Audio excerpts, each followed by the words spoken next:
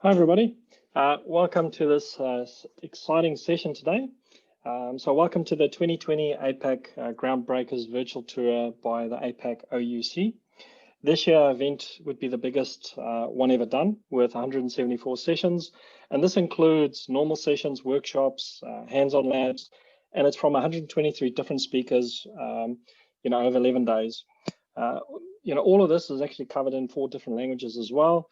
And please remember to register to as many sessions as you can. All of these sessions will be available for review, so they'll be recorded and you can replay them as many times as you like for the next 2 weeks after the last session. You can also interact with the speaker. So at any time during the 2 weeks, you can post questions and comments directly on the playback session page for the speaker. Now, I would like to say thanks to all the Oracle user groups and the Java user groups that made this event possible, and also to our sponsors, the Oracle Groundbreakers and CloudDB.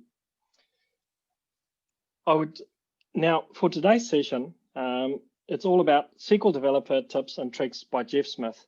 Please feel free to write questions at any time during the session in the Q&A tab at the bottom of Zoom. So most people are now familiar with Zoom.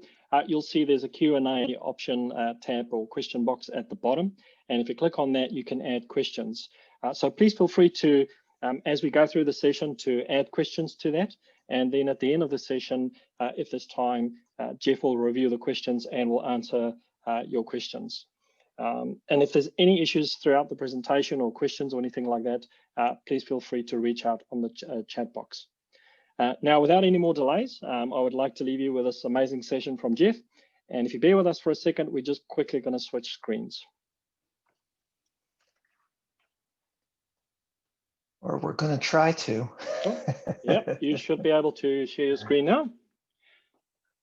There we go. All perfect. Right. Awesome. So good day, everyone. I'm very happy to be here. Thanks, APAC, and again, all of the Oracle user groups representing this Groundbreakers tour. I have, it's been a while since I've been able to visit Asia Pacific, maybe 12 years, 13 years. It's really on my list to get back to, and at least I can be there virtually right now. Very much, please feel free to ask questions, use the Q&A thing. I'll try to take those as we go. I think we'll have a couple minutes at the end to go through them as well. If you want to follow up, this is my contact info. If you send me an email and I don't reply right away, you might need to send it again. It's a little bit easier for me to keep up with people on Twitter. If you like to tweet, that's where you can find me. So just a little bit about me. SQL Developer is one of the products that I look after here at Oracle. I also cover our command line interface, which is SQL CL, SQL Developer Web, Data Modeler, and then we have Oracle REST Data Services. And I think I'm scheduled to do a talk on ORDS, or RESTful Web Services for the Oracle database. I guess it's Monday your time, but Sunday night my time, but in about 5 days. At this same time, I have another talk on ORDS. So if you're curious about that, come back for that. The first database I crashed was 7.3.3, I think. And I've been with Oracle as an employee since 2011, but I've been helping build database tools since, well, for a very long time. This map is where I'm currently located. I grew up in this part of Pierre, West Virginia, the one state without any cities in it. It's pretty rural living. But I've been just outside of Raleigh, North Carolina for the past 20 years. I guess if Raleigh's famous for anything in the software space right now, it's probably things like Epic Software that makes Fortnite, is headquartered out of here. And then we have companies like SAS and Red Hat that started here. So it's kind of a techie hub. Kind of, I don't know if it's a Silicon Valley of the East Coast, but lots and lots of data people here. So I feel very welcome. So the tips and tricks talk that I'm doing, I've done almost for 20 years on one version or another. But I wanted to do a data specific version of it. This is a motto or mantra, or I don't know what you want to call it, that Larry Ellison himself wrote. This is our new way of doing things. Our mission statement is we want to help people unlock the data they have that runs their business and help them discover, insights, which basically is a fancy way of saying, let the data tell the story and find a way to make more money or be more successful or cure more diseases or whatever the powers that you're able to do with SQL. And I thought that mission statement was pretty much written just for our products. I mean, we give you the tools that you need to work with your data. And there's so many features in SQL Developer that are data specific. I thought surely I can do a 45-minute talk just talking about that. So that's what this talk is. So if you're interested in DBA specific features or PL SQL debugging or anything not data related, you can go to my blog at thatjeffsmith.com, and I've got tons of posts on all those different topics. These tips and tricks, I have a lot of material that we cover in a short amount of time. If you want to replay a version of this is on YouTube, but of course the replay for this conference will have this specific version of the video. Anything I've covered that's worth recording, I try to have on my YouTube channel. Try Google if you're looking for a specific topic. If it's not a video, it's probably a blog post. So any of the tips or tricks that I want to show you today, I either have in blog form or video form or both. And if you need help finding that stuff, just feel free to send me a tweet or an email.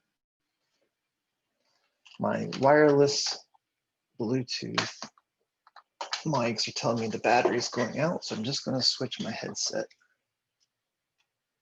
1 second. At least it's polite enough to give us a warning.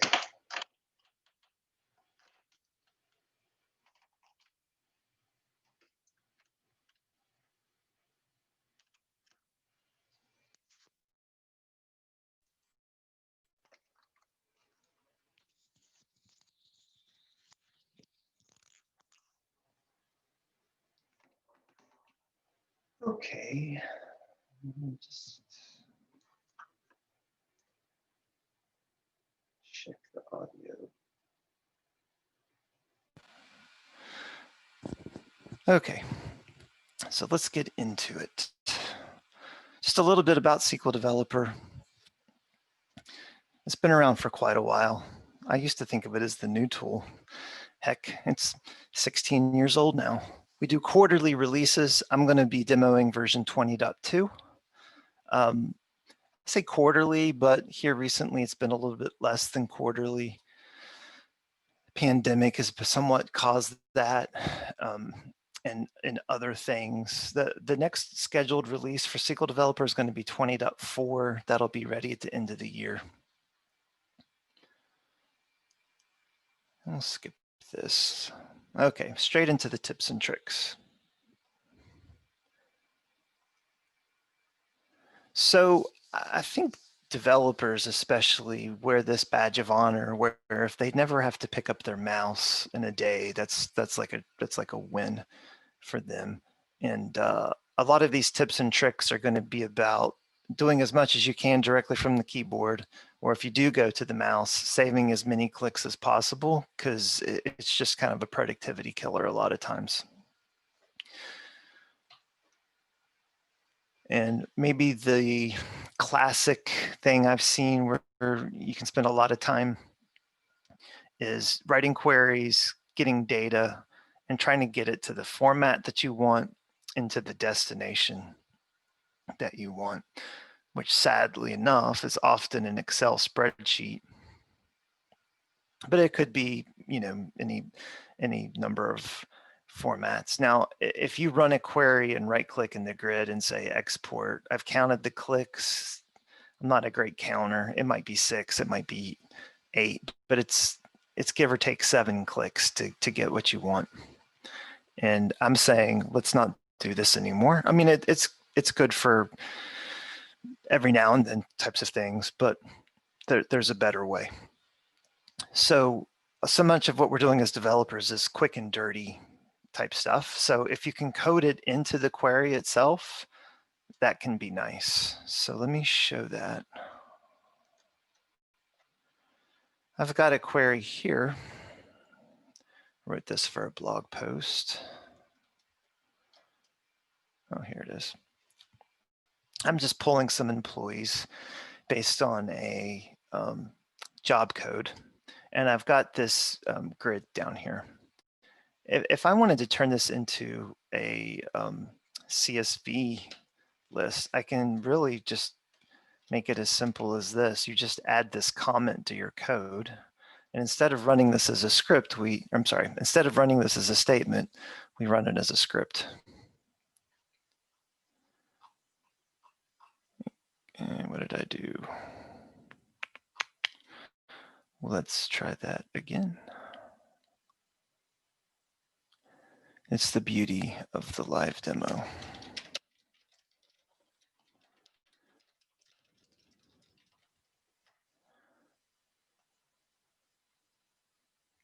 There we go. So SQL Dev, it sees this in your statement, and when it goes through our script engine, we intercept the output from the driver and feed it through our formatter. And if you want to know what the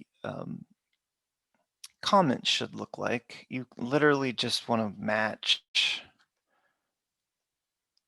this to these strings. Now, the binary ones like PDF and Excel won't work, but all of the other ones will. And there are some cool ones in here. So one of these is JSON formatted. So if we do just JSON and run that, we get a JSON document. And we can say formatted, but I'm going to say fetch first 3 rows only, and let's actually add a clear screen. So this is going through our SQL Plus engine, and we support most of the SQL Plus commands, including clear screen. So I'm lazy. I'll type that instead of coming down here and clicking the clear button. And here's that. Now CSV for America is not the CSV for many other parts of the world. So instead of using the hint, you can also use a set command. I can say set SQL format delimited and say I want the delimiter to be a semicolon. And perhaps maybe I want single quotes instead of double quotes for my strings.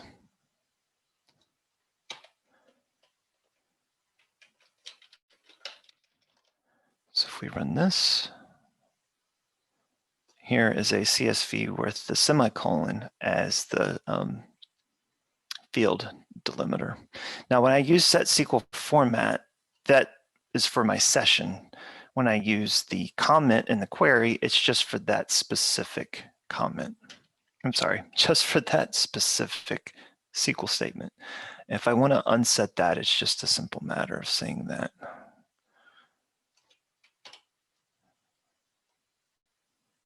And it's back to normal-ish.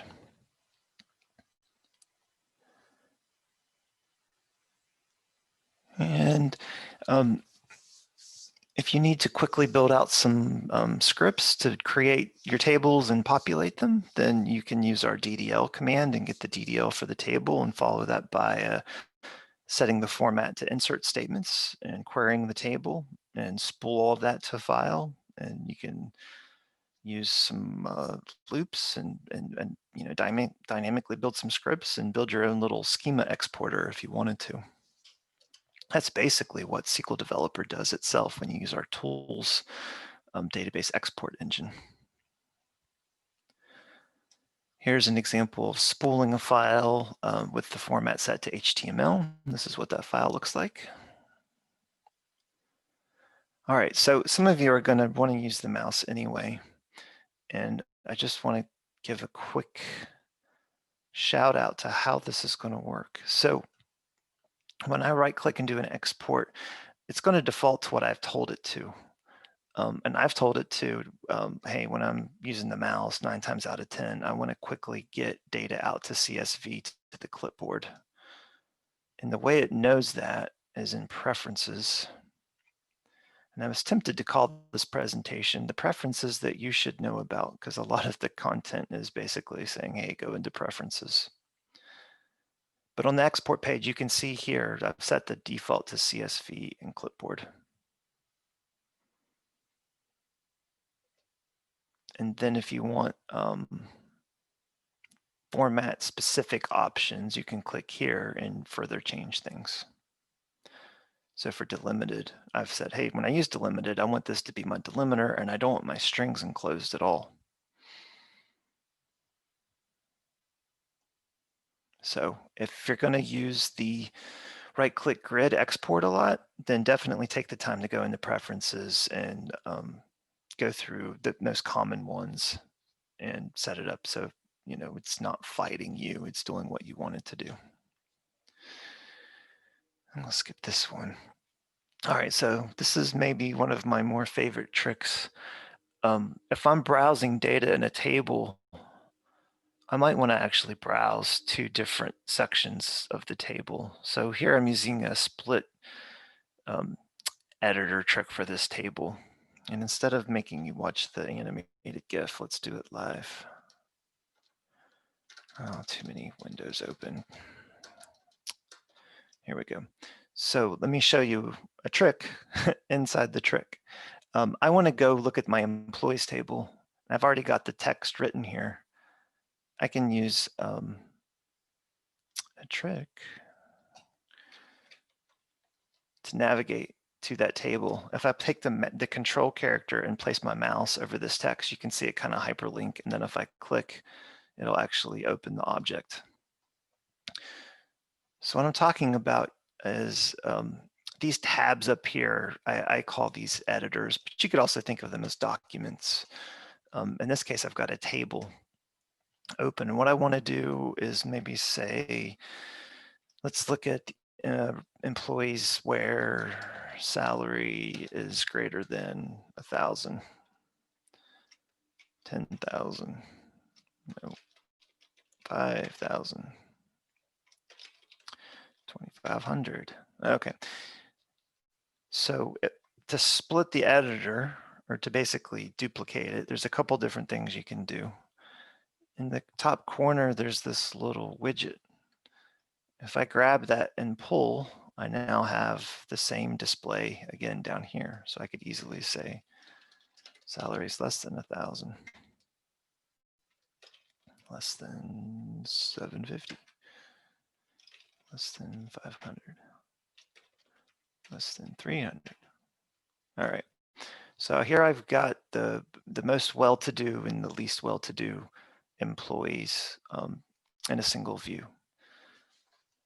What I've seen some people do is when they want to look at a table more than once, they'll actually open 2 or 3 copies of SQL Developer just to do that. And this split trick is much more efficient, just saving the time and not to mention saving machine resources.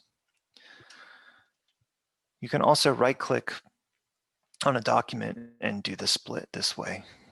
And I can also say unsplit. Let's say I want to see 2 tables at the same time. Well, I need to pin this because if I don't, when I go to open that table, this one's going to go away. So if I now come in and look at departments, since I pinned this one's still visible. And instead of doing a split, I'm going to say new document tab group, which means I have this group of tabs. I want a new group of tabs. So now I can see employees and departments at the same time.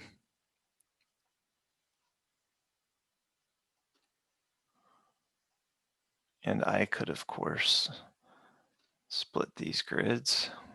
I could say, let's get the column definition, get the data. I could split this grid again. Get statistics. You can go crazy with these. And you can drag documents around too. So I have my worksheet here. If I grab this with my mouse and drag over, I can move it over here. And you can see this little orange diagram. It's showing me where the document's going to draw on the UI when I let go of the mouse. So the bigger monitor you afford, or the more monitors you can afford, the more creative you can get with your desktop display. If you ever get too crazy, need to reset things, you can go Window, reset Windows to factory settings, or I can also just say collapse document tab group, and it'll come a little bit closer back to what you're expecting.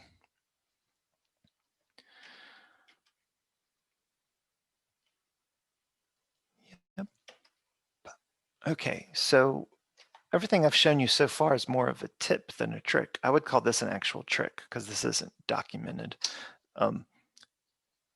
Don't take a picture of the screen, or I guess you can if you want. But if you go Google, I think you can Google stupid SQL dev tricks. This is a blog post I've written that shows stuff like this. Those object navigators I was showing you before, where I kind of used the mouse over like object name. Here I'm saying I want the result set itself to contain object links. So if I'm writing data dictionary queries, I can tell SQL Dev, hey, some of the data coming back actually represents an object in the database. And this is a report that I could have to say browsing tables or views in my Apex application. I would just need to have a creative where clause to do that filtering. Here's another variation of that. Instead of asking for links, I could ask for something like a bar chart. Again, I've got the code on my blog if you want to go look it up. But if you're browsing data all day long, sometimes the numbers start to bleed together, and having these visual indicators kind of makes it easier to interpret what you're seeing. Let me just quickly take a look at our chat. Hello from Peru. Awesome. Hello from Los Estados Unidos. Don't see anything in the Q&A. All right. Here's something I don't think people realize is in there. So I don't know if you call this a tip or a trick, but let's go back and look at our employees table. And let's unsplit this. And let's go look at data. So again, if you're doing just some quick and dirty dev or testing, or you're trying out something new, you might need to create some test records. So say I want to create 5 new test records. I'll just hit this button 5 times. And let's say I want to copy these 5 rows. I can simply copy that and come down and paste and hit commit if I want. These are going to fail because I've got tons of constraints that prevent what I've just done. But if you've got a junk table that doesn't have keys, that could be handy. All right. This is kind of a trick, but it shouldn't be. I have people coming to me all the time wanting to know how to copy out of a grid. Well, copying out of a grid is not hard. Where they get caught up is they want the column headers in addition to the data. So the trick for that is to do a Control-Shift-C versus a Control-C. And now you get the column headers along with the data. Maybe you want just the column headers. Maybe you're building a select statement. Select the cells that you want the column for, and then right-click not on the data, but right-click on the column and say copy selected column headers.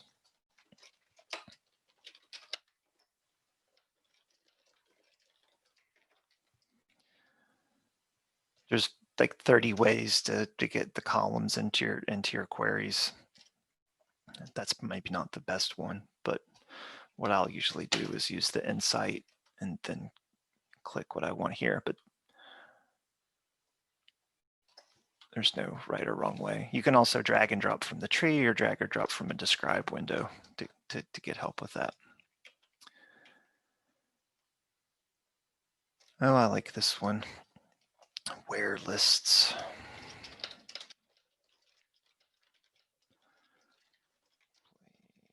IDE in. Okay, so down here, let's say I've got my data that I want. I can simply drag and drop this up and it does that for me. So those are numbers, obviously, but what if I have names? Smart enough to quote the names for me. So yes, you could do this with regular expressions, or yes, you could do this with the where in clause with the select statement, but sometimes it is just easier to do this.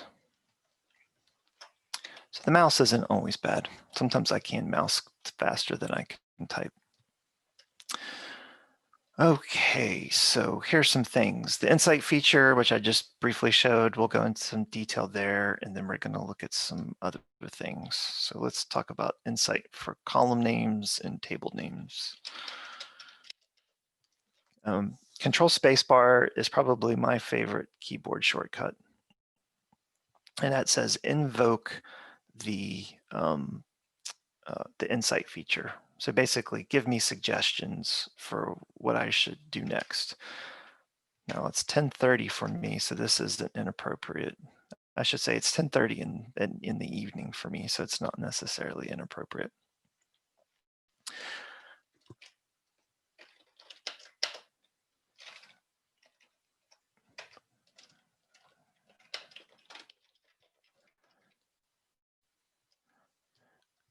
Now, you don't have to use the keyboard to get help,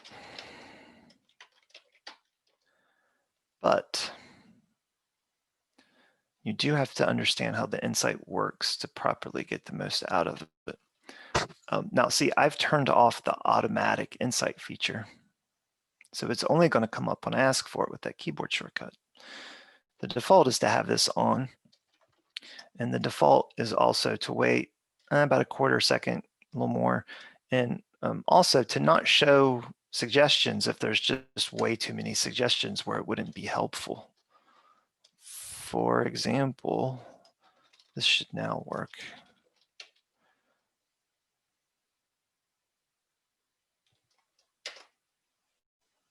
That should have popped up. There. MP 4/10. Yep. What wouldn't be helpful is something like this, where it's going to pull back, you know, this is never going to save you time. You're going to spend more time coming through this. So if the insight feature is frustrating you because it's giving you too many suggestions, or it's taking too long to run, or it's always popping up when you don't want it to, you can turn it off. You can tweak the number of entries that are allowed for the auto to come in, and you can also decrease or increase the delay. But when all else fails, the control spacebar trick should usually work.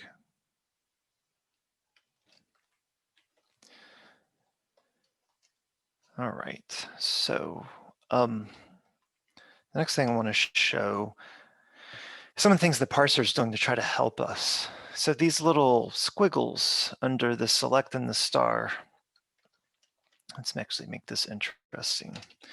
Select star from DBA data files. This first, let's look at the second squiggle first under this, the asterisk. This is going to show me the columns behind the query.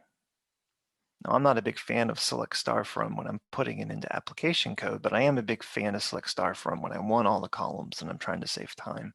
So I can have my cake and eat it too. I could type select star from and then click this and have it replace, and it'll give me what I want. I can always undo this if I want and come back to the original. So what does this first squiggle do? Well, the first squiggle uses a feature in the database that says, hey, this is a view. What's that actual query behind the view? And that select star from DBA data files actually runs in the database as this 451 line monster of a query. So I'd rather type this, but if you've got views in your stored procedures, and those views are being used to populate cursors, and you're curious what the columns are going to come back as or what the actual query is behind the view, these two features can come in real handy. Let's see. Oh, I like this one. Select the case.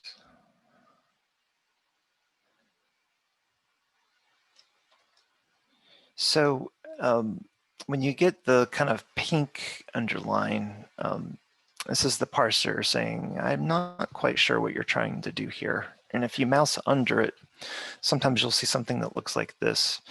The code is actually coming out of the documentation. So a lot of the Oracle docs around SQL keywords and commands will provide examples. And so that's what this is. This is the SQL behind the example provided for the case statement. So I can click on the text part here and it'll give me this over here, the query. If I actually click on the little picture of the book, we'll open a browser to the doc page for case, where that example is, but also the syntax diagram. Sometimes I'll use this to pull things up versus going to the docs and looking for it, especially if I'm already in SQL Dev and I already have the code there. Talked about this, talked about this. Haven't talked about this. One of the insight things we can help with are your joins. So if you have foreign keys, we can suggest things like this. Now,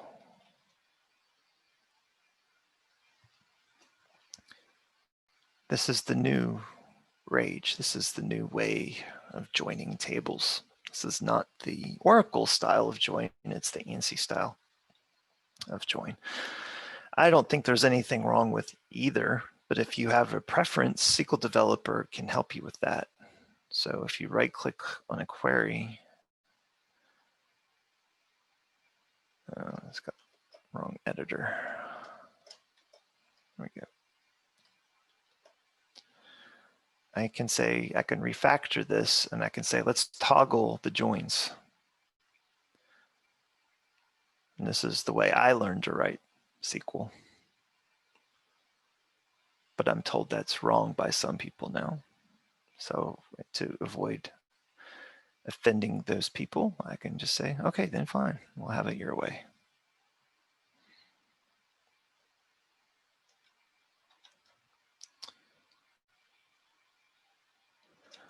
Oh, a couple other little helpers as you're writing your queries. If you see this undefined table, it just means, hey, we checked the data dictionary. There's nothing that resolves to employees.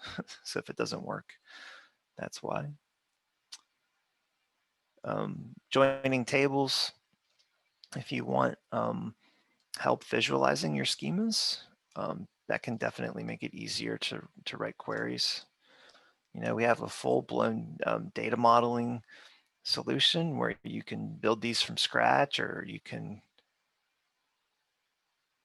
import from the data dictionary, which is the not as fancy way of saying reverse engineering the database to a diagram. But I can also use the query builder and visualize it this way too. Or not just visualize it, I can use this to, so if you're a real heavy mouse person, or if you're new to SQL, you know, you can build your query out this way versus, you know, typing it. Or you maybe do a little bit of both. Maybe you have select star froms, and then you want to come in here and quickly just toggle the columns you want. That's probably is faster than typing them out, especially if your column names are extremely long. And heck, now the database lets you have column names that are way too many characters long.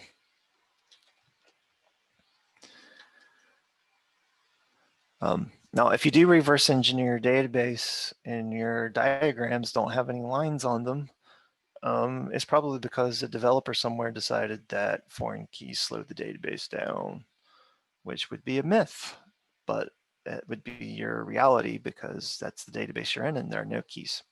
So in Data Modeler, we can look for patterns around tables and we can basically guesstimate where the joins should be. So this might be useful. Don't care about, okay.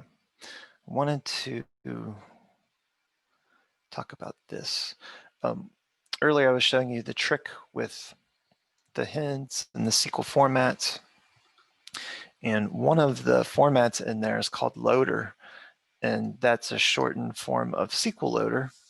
Now, SQL loader is part of your Oracle client, and you might not have that. But if you have SQL Plus on your machine, you probably have SQL loader.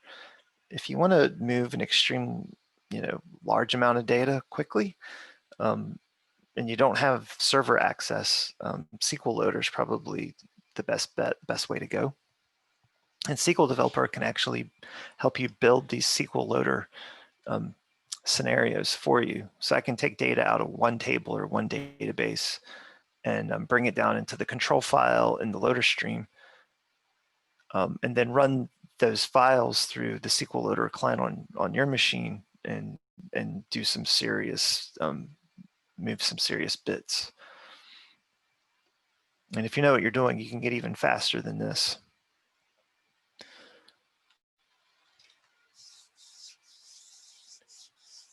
If you need help building those, we can help you with that too. So you can point to CSV, you can map that to a new table or to an existing table, and we'll write the SQL loader scripts for you.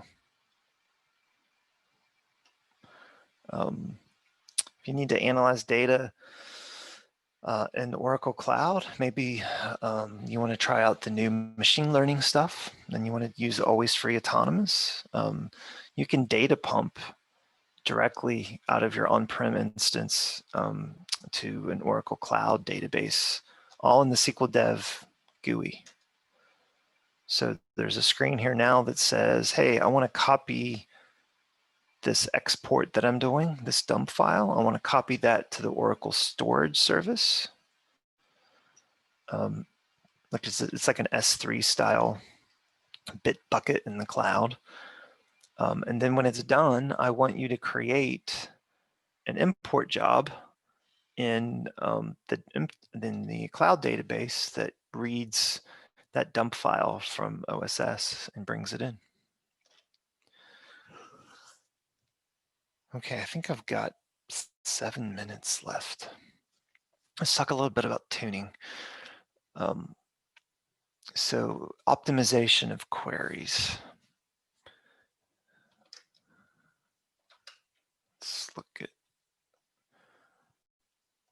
Let's for giggles, look at this one. Let's run this.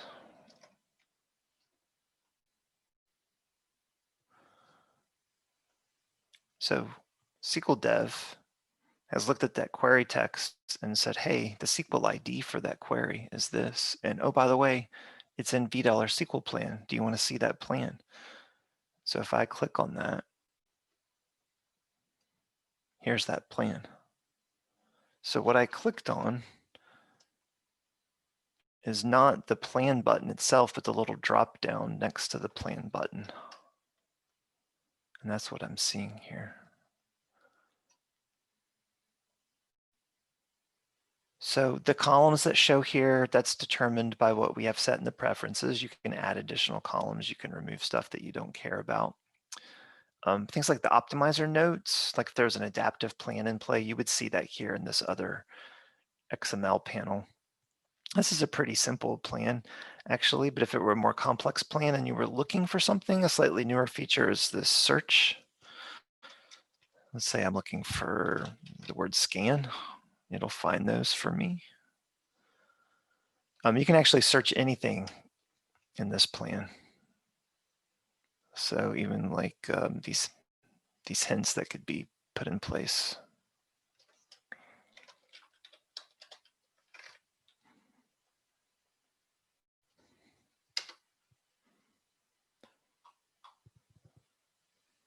You may have noticed there's also something here called DBMS X plan. What does that do? That builds a select for me that'll go pull the DBMS X plan. So if I say set, let's do this, set page size 200 and clear screen, and then run this as a script.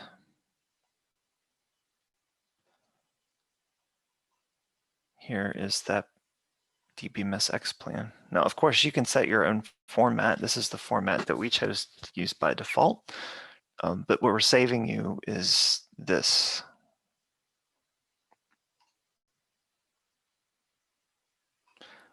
Now, one other thing. Let's come back and look at this. Oops. Yep. So I'm going to pin this plan, and then let's actually do an explain. I can right click and say compare, and you can have these two plans come back side by side.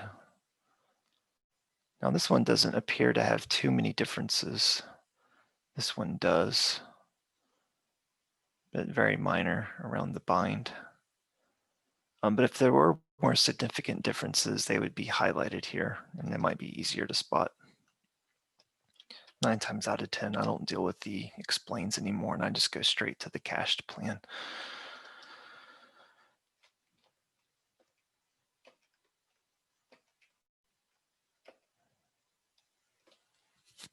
This has been in the tool for quite a while. Trace files are on the server. If you can manage to get one in your hands, like if a DBA sends you a SQL trace, instead of using tk-prof, a lot of people don't know this, you can simply say file open, and we have a trace file browser editor built into SQL Dev. It's actually quite nice. I've used it not a lot, but when I do need it, I can read it much easier than what tk-prof gives me. Of course, I'm sure most of you don't have slow SQL, but if you have friends, I'm sure they have slow SQL, and maybe you can show them these tricks and they can figure out things on their own versus coming to bother you. All right, so that's the end of my prepared content. I still don't see any Q&A. Does anyone have a question? Feel free to pop in now and we'll go through them. I think they're gonna try to end the session right on the 10:45 mark to make room for the next session. If no one has a question, I just want to say thanks again for letting me come share this content with everyone down there, or at least down there from my perspective.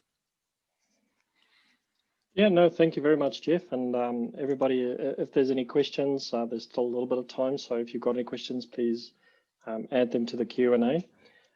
So while you're potentially thinking of a question, I just want to say, again, thank you to Jeff for running the session. That was really interesting. There's a lot of cool tips in there. And also to everybody that's attending, there's still quite a lot of sessions out there that you can join. So please register for those. And again, you can still interact with Jeff through the session page. So if you go back to that, there should be an option there how you can interact with Jeff. Thank you so much. Doesn't look like there's any questions. Yes, there's a comment there just regarding is the presentation being recorded? Yes, it is being recorded, and it will be made available for 2 weeks. So just keep an eye on the site. You'll see the recordings pop up, and they'll be available for 2 weeks after the conference finishes. We have a drinking game back at corporate where we take a shot every time someone asks if our session's been recorded. Excellent. Cool. Thanks for the feedback, everyone. Reach out, ping me. I think if you, a link where all the tips and tricks are recorded. Yeah, let's do that real quick.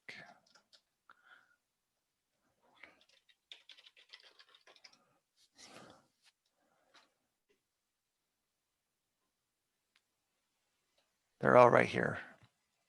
So if you're looking for one specifically, use the search, like SQL format.